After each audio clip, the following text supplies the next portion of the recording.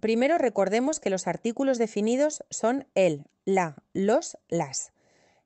Estos se usan cuando hablamos de algo conocido, específico o ya mencionado. Por ejemplo, el libro está sobre la mesa. Estamos hablando de un libro específico. La casa que vimos ayer me gustó. Nos referimos a una casa en particular. Por otro lado, los artículos indefinidos un, una, unos, unas se utilizan para hablar de algo no específico o que no ha sido mencionado previamente. Veamos algunos ejemplos. Necesito un libro para leer. Cualquier libro, no uno en particular. Una casa con jardín es mi sueño. No se refiere a una casa en específico, sino a cualquier casa que tenga jardín. Es importante notar cómo el uso de estos artículos puede cambiar el sentido de una oración. Comparemos, quiero el libro que leíste. Me refiero a un libro específico que tú leíste. Quiero un libro para leer. No importa cuál, puede ser cualquier libro. Complete las siguientes oraciones con el artículo definido o indefinido correcto.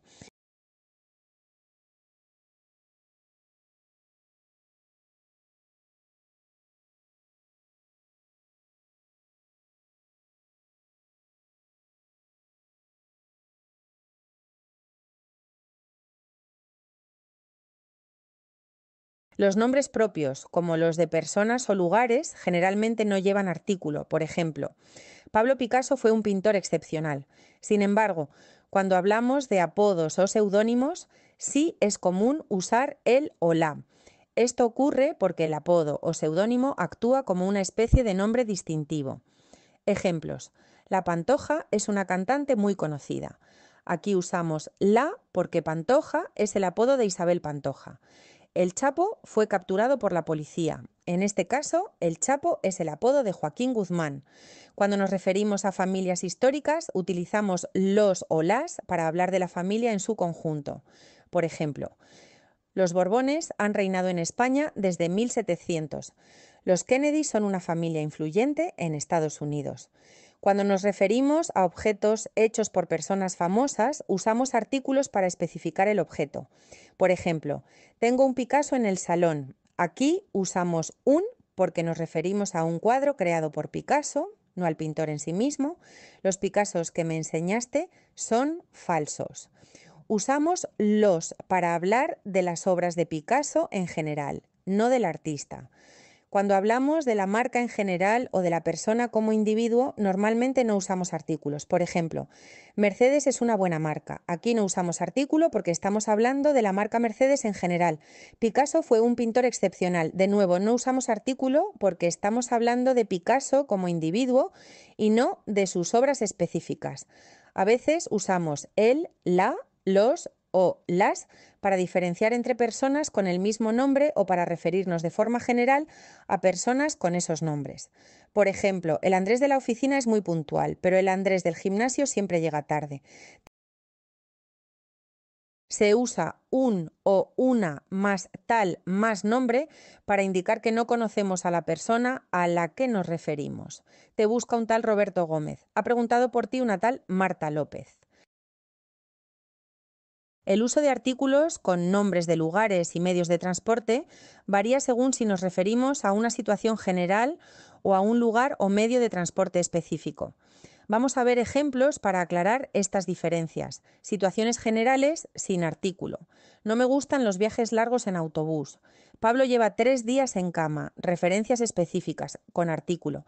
Me he dejado el bolso en el autobús. Deja la ropa en la cama. Es importante saber que el uso del artículo cambia el enfoque de la oración. Por ejemplo, voy a clase todas las mañanas. Se refiere a la actividad de ir a clase. Voy a la clase de matemáticas. Se refiere a una clase específica. Cuando usamos verbos que indican elección o designación, como declarar, designar, hacer, nombrar, proclamar, y estos van seguidos de un complemento directo que es una persona o cosa, no se usan artículos con los nombres que indican el cargo o categoría designados. Han nombrado a Marta directora del proyecto. Designaron a Ana presidenta del club. Recuerda que el artículo no se utiliza en estos casos porque el énfasis está en la acción de asignar el cargo, no en la persona o cosa en sí.